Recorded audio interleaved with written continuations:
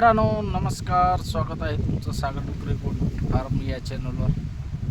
तर मित्रांनो, एका मित्रांनो मला कमेंट टाकली होती आणि फोन पण केला होता. दादा, आपल्याकडं शेळीपालन तर मला करायची इच्छा आहे, पण माझ्याकडं जागा नाही आहे, तर चाऱ्याचं नियोजन नाही आहे. परत माझ्याकडं समजा शेळी घेण्यापुरते आहे 10-12 हजार रुपये आहेत, पण शेळीपालन आता जास्त प्रमाणात सुरू करायचं म्हणल्यावर कसं करावं. सध्या मी मंजुरी करतो म्हणे. म्हणलं ठीक आहे, बघू म्हणलं. आता ते म्हणे असा एक व्हिडिओ बनवा. चालेल म्हणलं. मी त्याला ते सल्ला दिला फोनवरती. तर मित्रांनो, असं जर कंडिशन असेल आणि तुमच्याकडे जर खरंच परिस्थिती बिकट असेल, तुमच्याकडं शेळ्या बांधण्यासाठी जागा नाही, किंवा आपल्याला शेळीपालन तर करायचं आहे, 5-10 हजार रुपये आपल्याकडे आहेत, पण बाकीचे नियोजन नाही, आपल्याकडे शेती नाही, चारा नाही, तर सगळ्यात सोपी गोष्ट सांगतो मी तुम्हाला. आज बरेच काही असे मंजूर लोक आहेत, त्यांच्याकडं क्षेत्र नाही आहे, शेती नाही, काही नाही. आज आपल्या महिला भगिनी पण आहे काही अशा, तुम्ही ग्रामीण भागामध्ये बघत पण असताल, की जे आपल्या महिला भगिनी असतात, या रोजानं जाते वेळेस त्या काय करतात माहिती का, समजा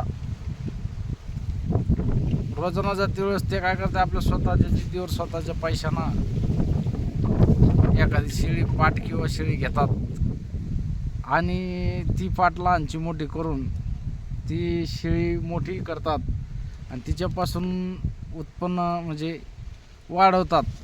अशा काही आपल्या भगिनी आहेत, बहिणी आहेत, की कष्ट करून रोजानं जाते वेळेस तिकूनच एक भारा आणतात गवताचा संध्याकाळच्याला शेळ्यांना, किंवा मग शेळीसोबत घेऊन जातात, तिथे कुठतरी बांधाला बांधतात, एक काठी कुपाटी त्याला गवत हे टाकतात.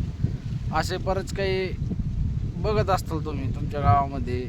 समजा असतातच, प्रत्येक गावामध्ये 1-2 असतात असे काही गरीब असतात बिचाऱ्या, पण त्या करतात कसं पोटात पोट. तर मित्रांनो, माझ्या म्हणण्याचं एकच, तुम्हाला सांगण्याचं एकच तात्पर्य आहे, तुम्ही सुरुवात जर एकच शेळी जर घेतली, एक शेळी फक्त सुरुवातीला एकच शेळी घ्यायची, आणि त्या शेळीला तुम्ही जिथं कामाला जात आहे समजा, त्या ठिकाणी जर तुम्ही ती शेळी सोबत घेऊन गेली आणि त्या शेळीला तुम्ही गवत जरी टाकलं एका जागेवर बांधून, आता कुठं जर गेले, त्या मालकाचा आकडा असतो, शेतामध्ये जागा असते ढोरं बैल बांधण्याची, त्या ठिकाणी एका कोपऱ्यामध्ये जर तुम्ही शेळी बांधली आणि त्याला तुम्ही जर दिवसभरातून गवत नेऊन टाकलं किंवा एखादी बोरची काठी जर नेऊन टाकली, तर तेवढ्यात ती आबाद होऊन जाते.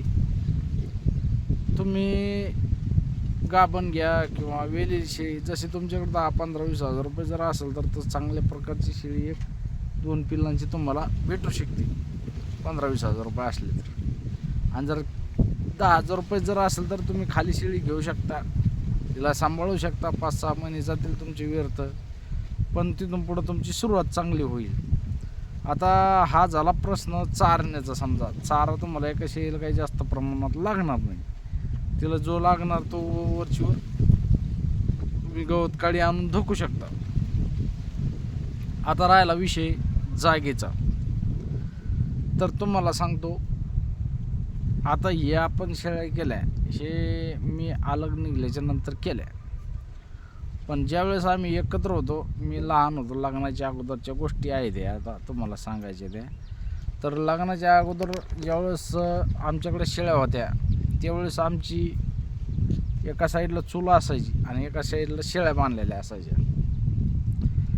शेळ्या पुन्हा किती होत्या, 4 शेळ्या होत्या, त्यांचे करडं 8 आणि 4 12. आम्ही असं एका साईडला शेळ्याच्या फक्त चुलीपुरती जागा सोडून द्यायचो, चुलीपाशी फक्त शेळ्या नाही राहायच्या आमच्या, बाकी बाजूला सगळ्या शेळ्या राहायच्या.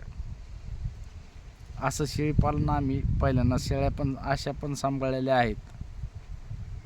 कारण की व्यवसाय करायचं, कुठलाही धंदा करायचा म्हणलं तर किसळ धरून जमत नाही, की गोचिड्याच होतील किंवा शेळ्या आपल्याला समजा जेवण गोड लागत नाही असं वगैरे वगैरे.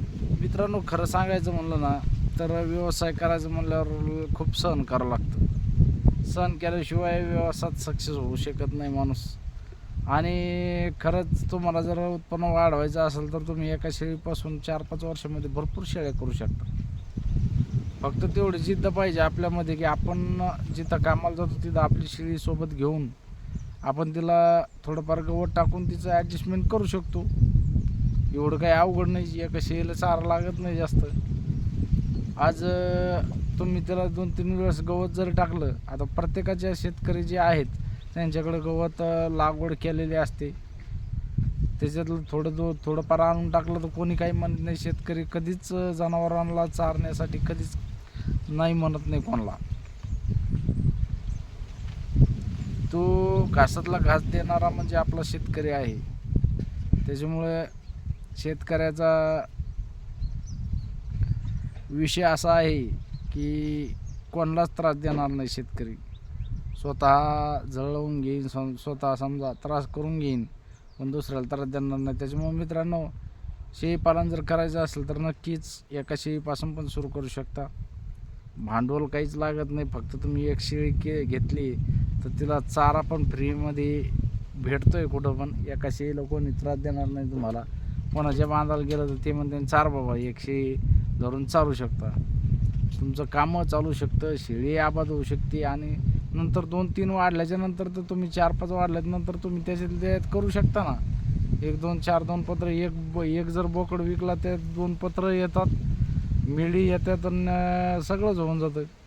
एक जर बोकड विकला तुमचा तर त्याच्यामध्ये 2 पत्र येतात 4 फुटी, त्याच्यानंतर 4 मिळी येतात, 6 मिळी येतात आणि सगळंच होतं त्याच्यामध्ये. जाळी येते 2000ची एक.